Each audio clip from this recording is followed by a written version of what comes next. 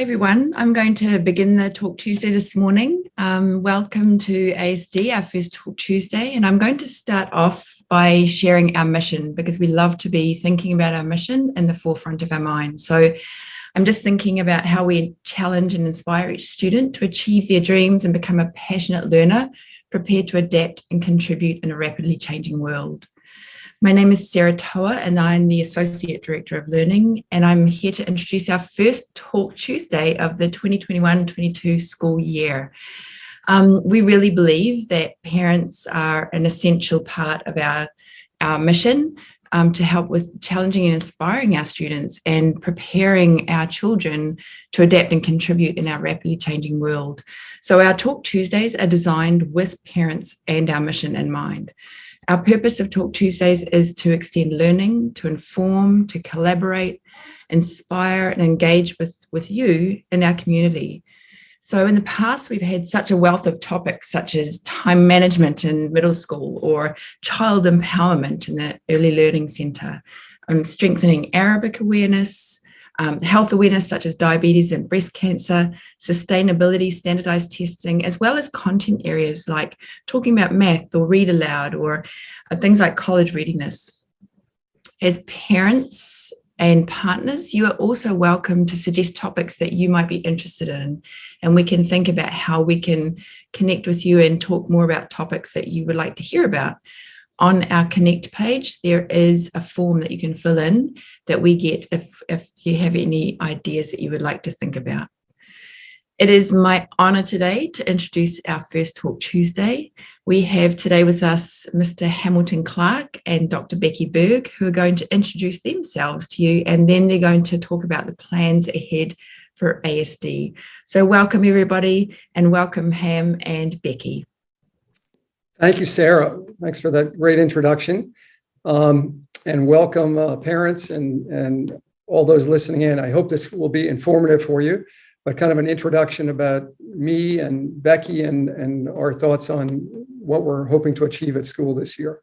So just a little bit on my background first. I've been the head of 5 different schools, starting at a young age in the Swickley Academy in Pittsburgh, and then on to the other side of the state of Pennsylvania to Episcopal Academy. And then I came overseas to run the American Community School in Beirut. And I think some of you know Beirut very well. And then went back to New York to work for Avenues to World School. I was the interim head in New York, and then was their founding head in Sao Paulo. And then I thought I had retired and was doing consulting work when all of a sudden I got a call from ASD saying, while we were actually doing the search to replace Dr. Richards, a call saying, gee, we need an interim head for a year. Would you be interested? And I said, sure, I'd love to be in Dubai for a year and be at a terrific school like ASD. So packed my bags, arrived August 1st, and I'm delighted to be working with Becky and this terrific team of teachers here at ASD.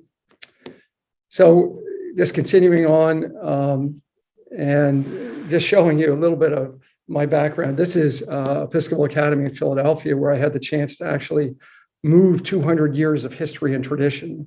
Philadelphia is one of the oldest cities in America. The school I was running there was founded in 1785, actually, founded by people who signed the Declaration of Independence. And after 200 years of being in Philadelphia, they decided that they needed more space. And we had the opportunity to build on 123 acres of green farmland out 10 miles west of Philadelphia, and built this spectacular campus, which I think is maybe the best day school campus in America, with 14 tennis courts and 9 fields and all kinds of great facilities. So that was that experience. Then I was on to Beirut, and this may be a familiar shot to some of you who are Lebanese, right on the edge of the Mediterranean. American Community School has about 1,000 students or so, and now is really struggling with all the difficulties in Lebanon. But my wife and I enjoyed 3 great years there, really enjoyed Beirut, and then went back to New York and on to be the founding head of Avenues Sao Paulo. And here's the building that we took over and renovated to become a school. but beautiful space and wonderful program. And I really enjoyed being able to hire all our own faculty and work through the first class graduating just last year. So that was a very exciting time in my life. And I thought I was done overseas when this opportunity came together. So a little more about me. I split my time between the coast in Massachusetts. This is a little Vineyard Haven, Massachusetts, wonderful sailing town. And then in the winter months, I'm out in Utah. I think we skipped. Is there another slide? There we go. Yeah. Out in the mountains of Utah, where I do a lot of skiing and play golf and what have you. But couldn't decide whether I wanted to be in the mountains or on the ocean, so decided we could try to do both. So that's where I am. And then the last slide on me, my family is hugely important for me. The girl in the middle in the wedding dress with the bouquet is my daughter Julia, who got married in June, and my son Sam on the left, and my wife Cece, who's here with me. Julia and her husband, me, and then my daughter Christina and her husband Graham. And she just had our first grandchild on July 1st. So we now have that distinction of having a grandchild. And after one quick year here in Dubai, we'll be back to be good grandparents and take care of all this family. So that's a little bit about me. And on to ASD. Now, Sarah's already shared the mission. I don't think I need to read that for you, but it really is important. And we want all of our parents, we want all of our students to know what the mission is, to be clear on what we're about. And it's really an awesome responsibility when you look at that first line, just challenging and inspiring each student. We want every student, no matter how capable they are, to be fully challenged. And we want to inspire them to achieve their dreams. It's a lot we ask of our teachers, but that is our goal, and that's clearly what we're working on this year, to help students become passionate learners, prepare to adapt and contribute. And we want students to be contributing citizens. We want them to be able to ask good questions, to be able to be successful in whatever profession they choose, in whatever the world looks like that they're going to enter. So it's an awesome responsibility, and we believe we're up to that task, and we'll do all we can to help students to be successful. Our core values, just to go back, Becky, to the core values for right there at the bottom: compassion, excellence, integrity, respect, responsibility. If students don't learn these values, we feel that they're missing out on one of the most important things we can do. That every class we have, every team sport, every production that students are involved in, whether it's a choral concert or being on stage in Footloose in the musical this year, we need them to learn compassion for each other. We need to learn excellence, to aspire to be the best they possibly can be, to be honest, to have integrity, to be respectful, to respect others, and to accept responsibility. These are key for student success. And I think ASD picked the very best values they could have. And it's my great honor to be here this year to help ensure that those 5 values are at the core of all that we do at school. And then our student profile. And this is what we're trying to achieve. And we're actually going to try to measure our teachers against each of these standards. So training students, helping students, promoting students to become empathetic, to become self-aware, to become resilient, to not give up at the first sign of failure or difficulty. I was telling seniors, I'm having lunch with all the different senior advisory groups, and I was talking about some of my characteristics, and some students would say that I'm stubborn, or a lot of people who know me would say I'm stubborn. And stubborn can be bad, but it also can be good in the sense that when someone says no, to me, that's the invitation to start talking further about how we could actually get this done. If it's no now, well, maybe it can get to yes eventually. So we'll just keep working on that. And that's resilience, that's stick-to-itiveness, being innovative, being great communicators. No one can be successful unless they are a terrific communicator. And we'll be working on that in terms of students' spoken skills, their written skills, everything we can do to help students be good communicators. And clearly, students here are already so far ahead of this compared to students in the States or in England or wherever they might be. But being global citizens, understanding how to get along with kids from different parts of the world, how to be a global citizen. So these are key pieces of what we're trying to do here. And again, in every class and every activity, we're working to foster these goals. And specific goals for this year. So I'm here, as you know, just for the year. We have already appointed our permanent head, our permanent superintendent, Dr. Steve Dragan, who is a wonderful guy. He's going to be visiting in November and then later in the spring. I had a chance to spend a day with him in June up in Boston. He's the head of a school that was one of my rival schools in Philadelphia. He runs a terrific co-ed day school in Philadelphia now in Springside Chestnut Hill. But he is a visionary. He's very excited about being here. He's worked overseas most of his career.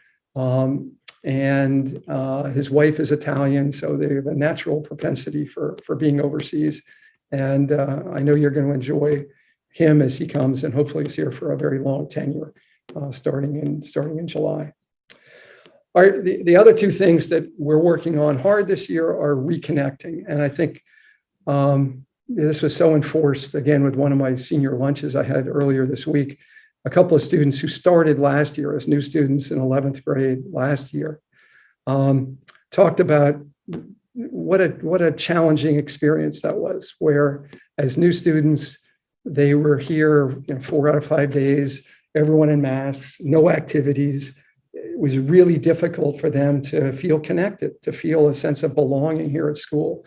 And while we're still in masks, while we're still dealing with the virus, we are working very hard to get all our activities going again, to get all the athletic programs up and running.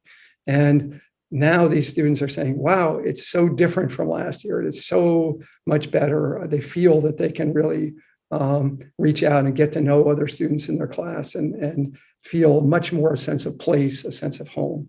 And that's what we're looking for all our students. So reconnecting students, reconnecting faculty to each other. I have the sense that last year, the last 18 months, we've been somewhat siloed in our little spaces in school, instead of being able to think about the whole school and how we can all come together, how we can be one ASD. So that theme of reconnecting is really crucial for us.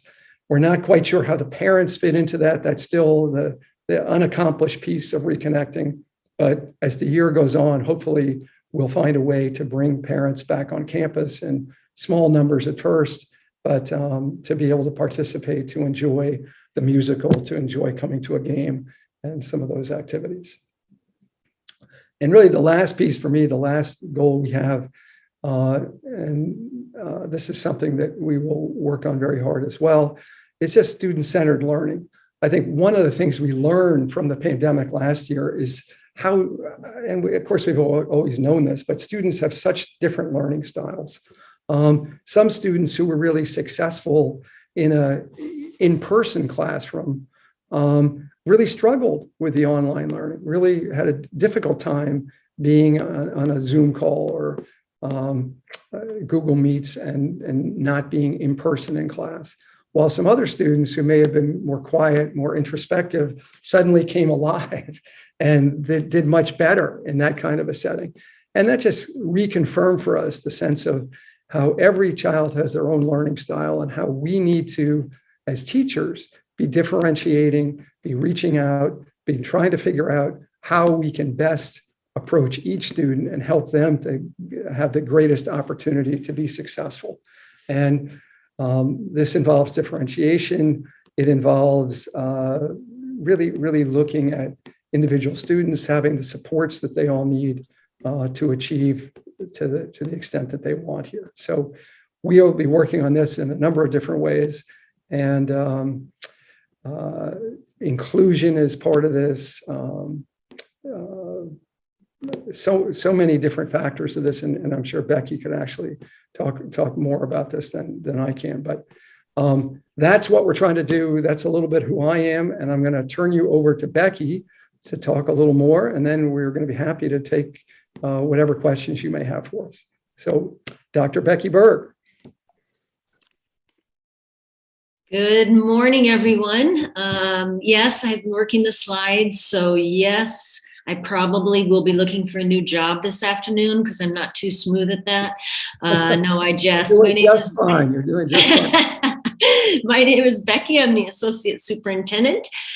Just a quick snapshot. I've been an educator for about 32 years in the state of Washington. Yes, that's a shameless plug for the Seahawks. I've been a principal and superintendent for most of that time, and I'm here with my retired firefighter husband, and we have our 4 grown children in the States. I put quotes around that because, as many of you parents know, they get older, but they're always not necessarily grown. So that's a wee bit about me. I'm now going to address a little bit about COVID this year. And then we'll have some time to answer some questions at the end, if you have some. It feels like we're back to normal, but we're really not. We're still in the middle of a worldwide pandemic. Many of us have been touched personally by sicknesses or tragic passing due to COVID in our families. And so as much as we live in the ASD bubble and somewhat the Dubai bubble, because the government keeps us so safe, we still can't let our guard down because we are still in the midst of quite a nightmare, quite globally, frankly. So a lot of school feels normal, and yet we can't let our guard down. We have had 4 inspections from KHDA so far this year, once a week. And so far, we've done pretty well. We have a few mask slippage issues, but we've done pretty well. So we're excited about that. And along those lines, our safety precautions are pretty similar this year. A few things changed, as you know, like our buses can be at 100% capacity, and we can slowly start to use the pool again. We can use the library again, some of those spaces that feel like normal school, but we still are very religious about not mixing kids as much as possible. We must stay 1 meter apart, and that's hard even for the adults because we're so used to talking close together, and we simply must be masked the entire time. So thank you with your support of our implementing these KHDA or Dubai Health Authority requirements. I know it's not easy to show your phone and to only be to show your Al Hosn app to show that you're vaccinated every day when you pick up your kids. If you have little ones, then it's certainly not easy just being here 10 minutes for pickup or 10 minutes for drop off. We really miss you, but we are trying our hardest to comply as well as to be invitational. So it's a tough balancing act, as you know, from your personal lives as well. We've had tremendous turnout for athletics and activities. We're just thrilled. That's another piece that we're bringing back, according to the authorities. Now, our athletics will only be inter-Dubai competitions, so it won't be typical MESAC competitions unless something changes. So they will be traveling to events out of the UAE, et cetera, or out of Dubai, actually. But we have loads of kids turning out for athletics and activities, and we're thrilled about that. And we're thrilled to be able to address those kiddos' desire to participate as much as we can, make sure we have as many opportunities as we can for them. And we think it's just pent-up desire to be involved in their school, to be involved in the whole child education that ASD is so proud to provide. And we're thrilled to be on campus full time. Yes, our teachers must be with our kiddos the entire time during lunch, 100% basically, to supervise masks and distancing and all of that. But we're just so thankful to be on campus. Blended was interesting. As Ham said, some kids thrived, some kids didn't, but that was really a difficult mode. They call it Zoom and Room, on Zoom and in the classroom at the same time. And that was really tough. So we're thrilled to be face-to-face learning. And for those of you who have kiddos that may have opted for online learning until October 3rd, we can't wait to see your children on October 4th. So that I could go on and on about COVID response, but there's plenty on our website and we're all living it together. So those are the kind of major differences that we have this year. Also, we should plug that we have a 4-hour Falcons event. And maybe, Ham, you would like to address this. You've been involved in a little more of the planning than I have. Here I am again. Sorry. Didn't want you to hear any background noise. Yes, I think this is really the first event that the school will have participated in for about 20 months, actually, that could involve parents and teachers together. And we hope we'll be able to get some teachers there. We hope we'll have a number of parents there. There's a golf event, but if you're not a golfer, there still is the after party at 6:00, which will be some refreshments, some gathering, and perhaps a chance to engage in some conversation with each other, with fellow parents, with some of our teachers and administrators. It will be outside, so it'll be completely safe there. But we're hoping we'll have as many as 250 to 300 people who show up to support the school and to enjoy each other's company. So that is our first event. We also have our kind of opening ceremony that you'll be able to see online on Thursday. I believe is at 2:30, Becky? Is that right? 2:30 on Thursday, where unfortunately we're not in person in the field house as we would like to be, but we at least are doing this online, and we'll have that opportunity. I saw Becky. Do you want to take questions now, or do you have some more comments? No, that's perfect. Perfect timing. Okay, great. Well, I saw one comment that was here about the percentage of students who are vaccinated.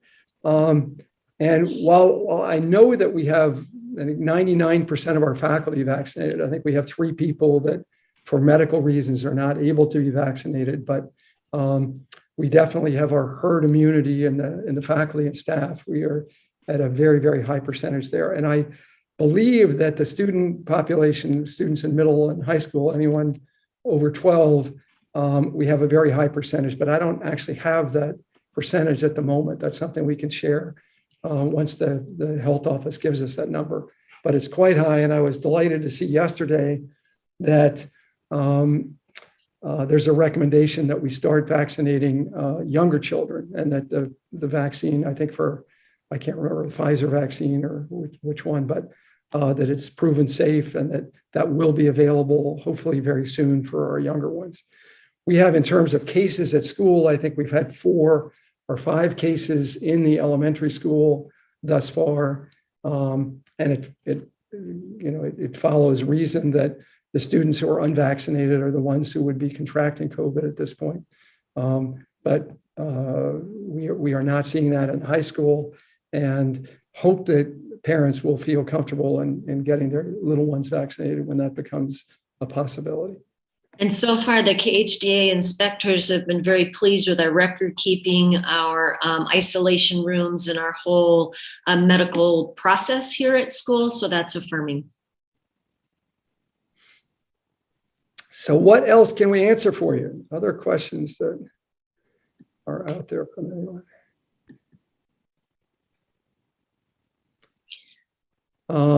Okay, here's a question. As we start having safe gatherings outside in the open air, is it possible for our kids to remove their masks outside during recess? Becky, I'll leave that one to you. So the inspector yesterday was very pleased that our students were wearing their masks during recess.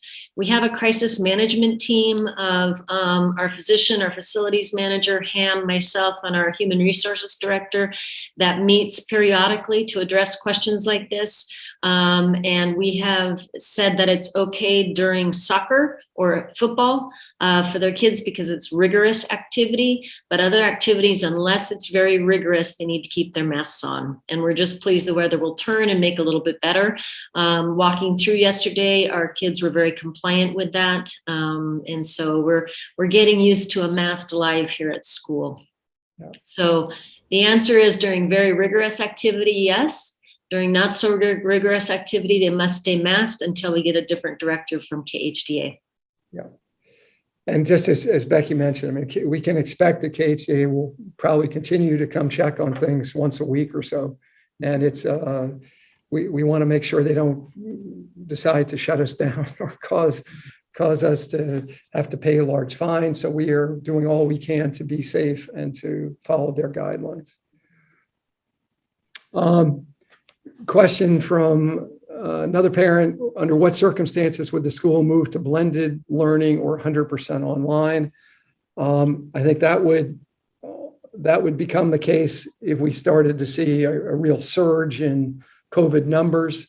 I don't expect that will be the case. We actually, in one of our pods in the elementary school, we did have to send the whole pod out of school for 10 days because of several cases in their particular pod.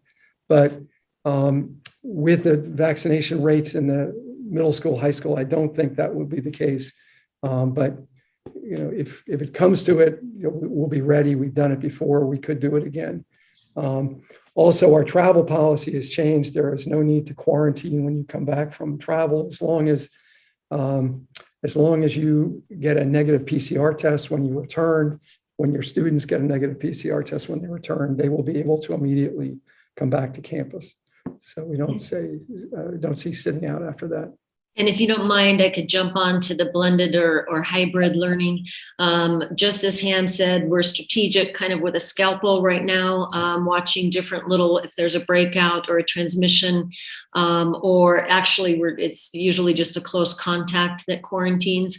If our entire school changed our delivery model, that would likely be directed from KHDA or the Dubai Health Authorities, depending upon the surge in the community.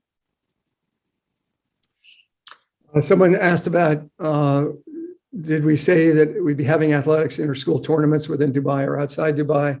The answer is yes. We are going to start, I think, in 2 weeks. We have our first games against DAA right next door. And I think our students can walk over there and their students can walk over here. So we don't even need a bus. But we'll do that in a controlled way to start with no parents, spectators, and get things rolling that way. We're looking at playing more local schools. And now with Abu Dhabi having gone away from the COVID PCR test requirement to get into Abu Dhabi, I think it's entirely possible that we could resume some play with ACS down there also. So we'll get started in this fall season with some games and hopefully add a little more rigorous schedule as we go through the year. And I can answer the one about travel and field trips because it's along the lines of what Ham has addressed as well. Field trips, we're going on a giant field trip, which is to Expo. So every student from first grade and up will have a chance to go to Expo with the school. Elementary, I believe, is going by either teachers or grade levels, and middle school and high school are going by grade levels. So those dates are yet to be announced. We are still working with Expo to make sure we've reserved and that they have room for us on the certain days. But that is a request / requirement / hope of the government that our kids get to go to Expo at least for a day. So we're trying to make that happen. As far as field trips, not too sure yet. We haven't been asked by any teachers about that. So Expo is the only one we know for certain. And travel, we are considering it right now with sports. There aren't a lot of options to travel. With music and the arts, there may be. So again, our crisis management team is having that conversation. And as you remember from the beginning of this, it's not so much our kids and our procedures, it's being able to predict the regional restrictions when we land. So right now we're talking about some music experiences in the spring in Europe. We're really wanting our kids to go. We have no idea whether Europe, or in particular a Switzerland or a Germany, we have no idea what their regional requirements will be yet. So we have to kind of handle that conversation incrementally as we know more about the regional responses to this virus and as we know how the virus proceeds. Thanks, Becky. Question about traffic, and I appreciate the comment that our guards are doing a great job.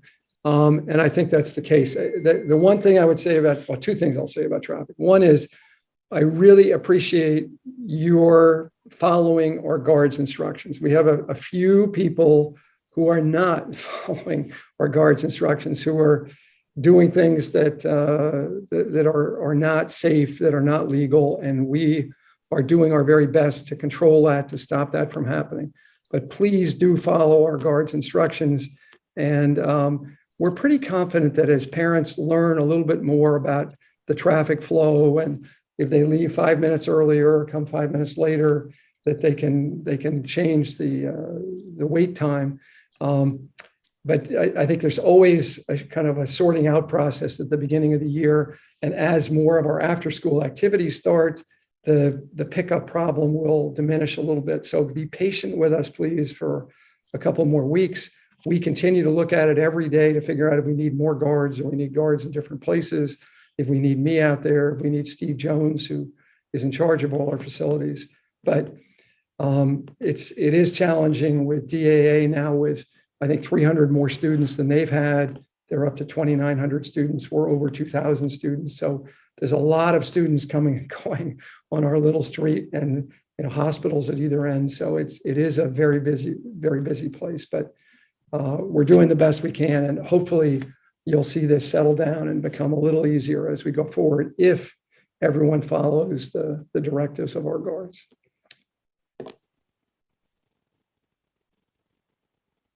Becky, do you want to look at the next one? I was going to say, I can answer the previous one.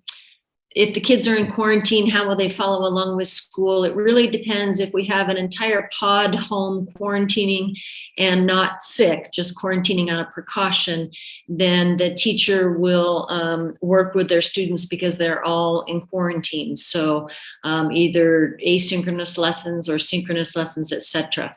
If it's a onesie twosie case, we've agreed that this year we'll handle it like we used to with student absences. So that would be maybe joining a morning meeting, maybe joining an afternoon meeting. That would be teachers sending homework home or lessons home, or conferencing with a student live. So it would be more of a case-by-case solution than a whole class solution, if it indeed is a case-by-case quarantine.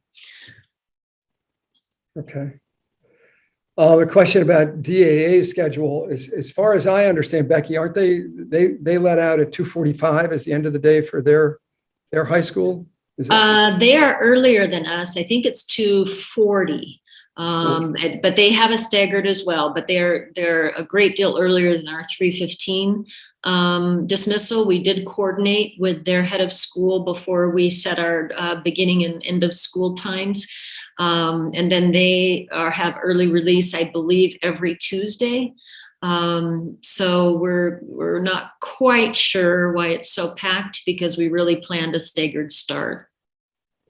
Yeah, there's a person commenting that they see on their website the DAA says 3:00, but that's not what we were told. So maybe we need to make another call over there. We could call again. We know each other well. Yeah, we'll do that. Question about Halloween and parents coming to school. Will there be school events? And again, it's kind of tenuous at the moment. We're working that out as we go. We know Halloween is approaching at the end of October, and we would hope in a couple of weeks we could make a decision about how we can treat that day. The very first parents we're letting come back are some parents who need to be on campus, who have, I've forgotten what our word is, Becky. Essential business that can't be taken care of online. Exactly, essential business that you'd have to be here in person for. And the first essential business that we're aware of is parents who are helping with the musical, helping to create costumes and working to get our kids all fixed up for the musical. So that's something that we're working on now. We have 4 or 5 parents who are going to be coming in to do that. Halloween, we'll sort that out as we get closer. We're hoping for the musical itself in November that we will be able to have parents on campus and to be able to have perhaps 200 people in the theater for each of the 4 shows that we're going to do. We don't know that for sure yet. That's something we have to clear with KHDA, but KHDA is being very cautious about parents and saying, you know, only essential business, only some very exceptional things. We're hoping again that we can have parents come see the musical. We're hoping we can have parents begin to come see some games as we go forward in October. But all that's going to be on a kind of a gradual basis and just moving one small step at a time. So other questions, that's what the last one I see at the moment. What would a surge in COVID be considered as? What would that look like? I think it would be, I don't know what the numbers would be, but it would be our health office and KHDA talking and deciding that we need to limit access to the campus in a greater way than we're doing now. And again, hopefully we won't get there, but we are keeping our fingers crossed and doing everything we can to try to maintain the current program that we have at this point. So no open questions. So perhaps we will leave it at that. And